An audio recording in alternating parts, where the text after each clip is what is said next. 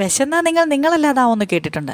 അതെ, മഴ പെയ്താൽ പിന്നെ എനിക്ക് ഒടുക്കത്തെ വിശപ്പാ. അതിന് കാരണം എന്താണെന്ന് ഇതുവരെ എനിക്കറിയത്തില്ല. അങ്ങനെ വിശന്നപ്പോഴേ ഞാൻ ബേക്കറി പാട്ടയ്ക്കകത്തൊന്ന് തലയിട്ട് നോക്കിയതാണ്.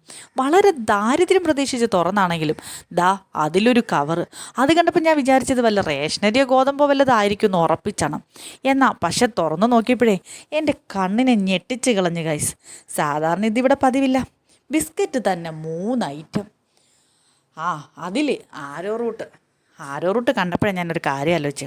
പണ്ട് ഞാൻ സ്കൂളിൽ പഠിക്കുന്ന സമയത്തേ അമ്മയോടൊന്ന് പിണങ്ങിക്കഴിഞ്ഞിട്ട് ഞാൻ വീട്ടിൽ നിന്ന് ആഹാരം കഴിക്കാതെയായി. സ്കൂൾ കഴിഞ്ഞ് വിട്ട് വന്ന വഴിക്ക് ഞാൻ എന്തോ ചെയ്തെന്നറിയാമോ? ഒരു കവർ ആരോ റൂട്ടിൻ്റെ ബിസ്ക്കറ്റ് വാങ്ങിച്ച് ബാഗിനകത്ത് അങ്ങ് സംഘടിപ്പിച്ച് വെച്ചു.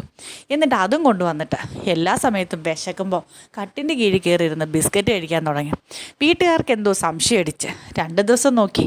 2 ദിവസമായിട്ട് ഞാൻ ആഹാരം കഴിക്കുന്നില്ലെന്ന് കണ്ടപ്പോൾ അമ്മ ഒന്നാന്തരം ഒരു ചെമ്പരത്തിക്കമ്പ് വെളിയിൽ നിന്ന് വെട്ടിക്കൊണ്ട് വന്നിട്ട് ഞങ്ങൾ വെളുപ്പിച്ച് അങ്ങനെ തൊണ്ടി മുതൽ ഉൾപ്പെടെ എന്നെ കട്ടിൻ കീഴിൽ നിന്ന് കയ്യോടെ പൊക്കി. അന്ന് മുതൽ മര്യാദയ്ക്ക് ഞാൻ ആഹാരം കഴിക്കാൻ തുടങ്ങി. അത് പറഞ്ഞപ്പോഴേ ഒരു പാക്കറ്റ് റസ്ക്കും ഞങ്ങളുടെ വീട്ടിലുണ്ട് കേട്ടോ. ഐസ്ക്രീം ഡപ്പയ്ക്കകത്ത് വലിയ പ്രതീക്ഷയോടെ പോയി തുറന്നു നോക്കിയതേ അതിനകത്ത് ഒരു മിച്ചർ. എന്തുവായാലും അടുത്തിരിക്കുന്ന അരിയുണ്ട കണ്ടോ? ഇതെന്താണെന്നല്ലേ? ഇതാണ് എന്നെ ഏറ്റവും കൂടുതൽ സങ്കടപ്പെടുത്തിയത്. ഒരിക്കൽ അരിയുണ്ട ഉണ്ടാക്കണമെന്നുള്ള വലിയ പ്രതീക്ഷയ്ക്ക് ഞാൻ പോയി അരിയുണ്ട ഉണ്ടാക്കിയതാണ്.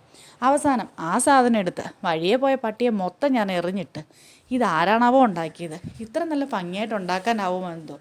എന്തുവായാലും ഞങ്ങളുടെ ചാനൽ മറക്കാതൊന്ന് സബ്സ്ക്രൈബ് ചെയ്ത് സഹായിക്കണേ. Thank you.